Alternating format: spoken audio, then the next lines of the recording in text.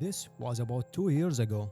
I was traveling alone for work, a 4-day trip to a city I'd never been to before. My company was paying for the trip, but they weren't being generous about it. So instead of a hotel, I booked an Airbnb. It was a private room in a house, meaning the host still lived there. The listing had over 80 reviews and a 4.9 rating. Every review said the same thing: clean, quiet, very private, and the host is really respectful and gives you your space. I arrived on Wednesday evening around 7 p.m. The host, a man I'll call Paul, let me in and showed me around quickly. He was maybe 55, a soft-spoken person, completely normal. He showed me my room and the shared bathroom and the kitchen and told me I was welcome to use anything. He said he worked early mornings and was usually in bed by 9 p.m., so I wouldn't hear much from him. He gave me a spare key just in case, and that was it. 5 minutes and he was gone. The room was exactly what the photos showed: clean, simple, a bed and a desk and a window that looked out into the side yard.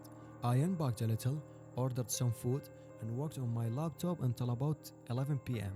I didn't see Paul again that night, so I went to sleep again with no issue. Thursday morning, I left early for my first meeting. I was out of the house by 7 a.m. When I came back that evening around 6 p.m., I noticed immediately that the desk chair had been moved. Not dramatically, but it just was moved at a slightly different angle than I left it. I keep things in a specific way, so when I'm traveling and I was certain it had been moved, I told myself Paul had probably came in to replace a towel or check something and accidentally bumped into it. I checked and there was a fresh towel on the bed, which confirmed someone had been in the room. That seemed normal enough, housekeeping things. That night, I opened my laptop to work and noticed the browser I'd left open that morning was closed. I always leave tabs open when I'm in the middle of something. I keep my laptop on the desk when I leave, let down but not shut all the way. Someone had closed it completely. I sat looking at it for a moment. Paul had been in the room and touched my laptop. That was strange, but I didn't know how strange yet. I told myself maybe he bumped into it when he was making the bed. I told myself that until I believed it enough to go to sleep. Friday was my longest day. I was out of the house from 8 a.m. until nearly 9 p.m. When I came home back, Paul was in the kitchen. We exchanged a few words. He asked how the trip was going. I said, fine. He said, I must be exhausted after such a long day. I said yes and headed to my room. I was halfway down the hallway when I stopped. I had not told Paul what time I was leaving that morning. I had not told him my schedule or where I was going. I had been out for nearly 13 hours. He had no way of knowing my day was so long, unless he had seen me leave at 8 a.m., which was possible. So, unless he had some other way of knowing I'd been gone all day. I went to my room and sat on the edge of the bed. I looked around slowly. Everything seemed exactly as I left it. Chair and the position. Laptop was exactly where I placed it. Laid down in an angle I'd left it. I checked my bag. Everything seemed in order. Then I looked at the smoke detector on the ceiling. I slept with my jacket rolled up against the base of the door. Not enough to block it, just enough that I would hear it when it moved. The next morning I was back early and sat in the room waiting to leave. Paul knocked and asked if I needed anything before I left. I said no and thanked him. When I carried my bag to the front door, he came out of the kitchen to say goodbye. He said it was a pleasure having me and that I was welcome back anytime. He said he hoped the room was quiet enough for me and that I got enough sleep despite my schedule. I had not told him anything about my sleep schedule. In 4 days I had not mentioned sleeping, my schedule, or whether I had been comfortable. In the car on the way to the airport, I opened the Airbnb app to leave a review. I scrolled through every existing reviews again more carefully this time. Almost every single review mentioned the exact same words: quiet, private, host gives you your space. Only one review from about 8 months earlier caught my eyes. It was from a woman who had stayed in the same room. The review was 3 stars. The written portion said only this: nice room, left early, would not stay here alone again. Her account had no other reviews and hadn't been active since. I left a neutral review and said the room was clean and well located. I did not mention anything else. I still don't know what was in the smoke detector. I told myself a dozen times it was nothing. But I've also never booked a private room in someone's house since that trip, and I don't think I will ever again. I need to preface this by saying I've told this story twice, and both times the person I told it to said I was overreacting. Maybe they are right. I've gone back and forth on it for a long time, but something about it has never sat right with me. This was 3 years ago. I was 28 and driving back from visiting a college friend about 4 hours from home. It was a Sunday in February. I left her place around 2 p.m., which should have had me home well before dark.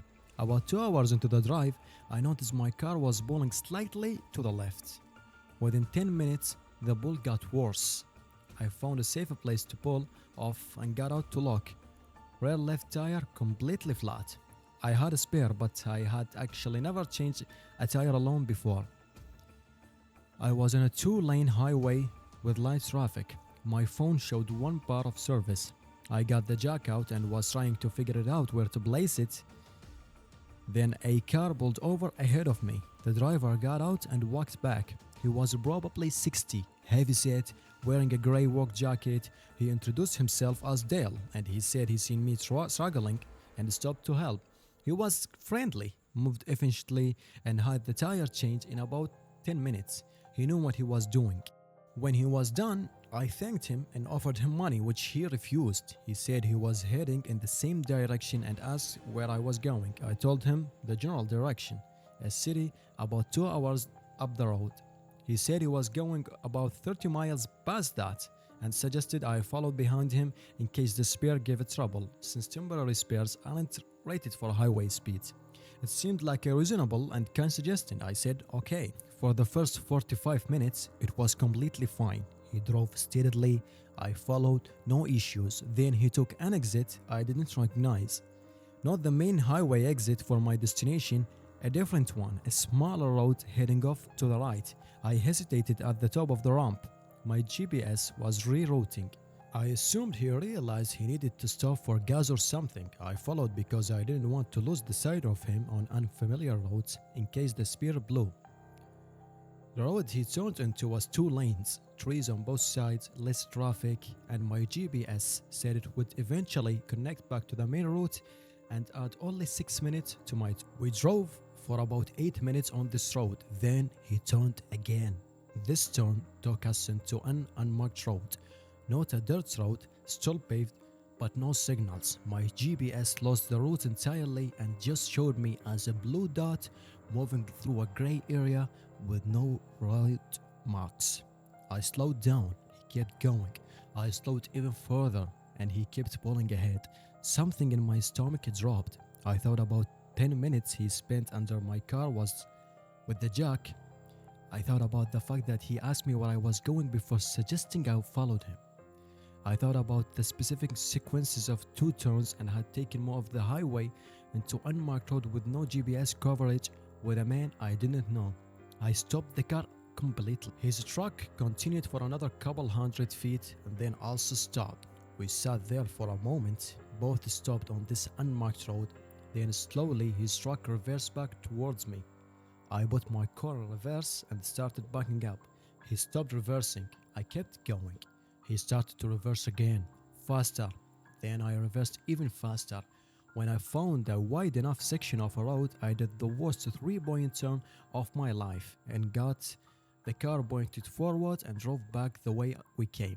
I did not look in my rear view mirror for the first 2 minutes. When I finally did, there was nothing behind me. I found my way back to the highway and drove the rest of the trip without stopping. My spare held up fine. I called the non-emergency police line when I got home and described what happened.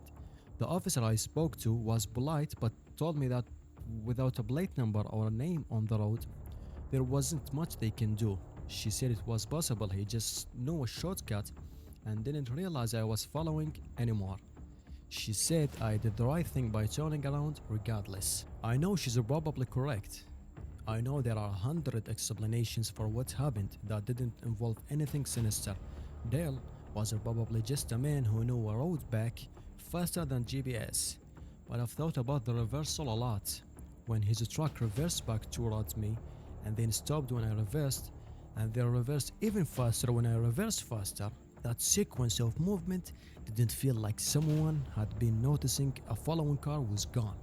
It felt like a reaction, it felt like adjustments.